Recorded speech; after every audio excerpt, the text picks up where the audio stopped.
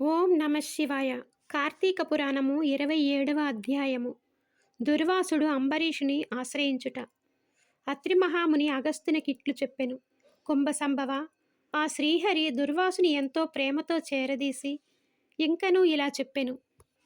ఓ దుర్వాసముని, నీవు అంబరీషుని శపించిన విధముగా ఆ 10 జన్మలు నాకు సంతోషకరమైనవే. నేను అవతారములెత్తుట కష్టము కాదు. నీవు తపశ్శాలివి. నీ మాటలకు విలువ ఇవ్వవలెను. కాన అందులకు నేను అంగీకరించి తిని. బ్రాహ్మణుల మాట అసత్యమైనచో వారికి విలువ ఉండదు. ఇటు భక్తులకు కాపాడుట, అటు బ్రాహ్మణుల మాట తప్పకుండుట నా కర్తవ్యము.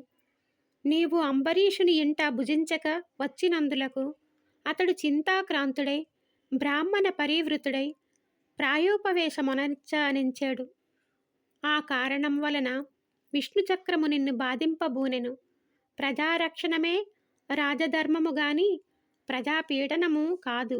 ఒక బ్రాహ్మణుడు దుష్టుడైనచో వానిని జ్ఞానులగు బ్రాహ్మణులే శిక్షింపవలెను. ఒక విప్రుడు పాపిష్టి అయినా మరొక విప్రుడే దండించవలెను. ధనుర్బాణములు ధరించి ముష్కరుడ యుద్ధమునకు వచ్చిన బ్రాహ్మణుని తప్ప మరెవరూ ఎప్పుడూ దండించకూడదు. బ్రాహ్మణ యువకుని దండించుట కంటే పాతకము లేదు. విప్రుని హింసించువాడును బ్రాహ్మణ హంతకులని న్యాయశాస్త్రాలు ఘోషిస్తున్నాయి.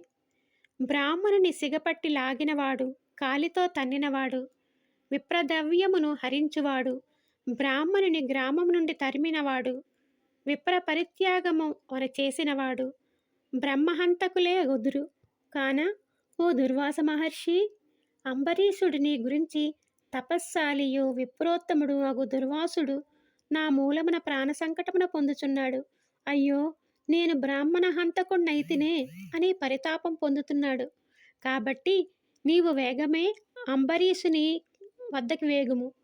అందువలన మీ ఉభయులకు శాంతి లభించును అని విష్ణువు దుర్వాసునికి నచ్చచెప్పి అంబరీషుని వద్దకు పంపెను. 27వ రోజు పారాయణం సమాప్తం. ఓం నమ శివాయ.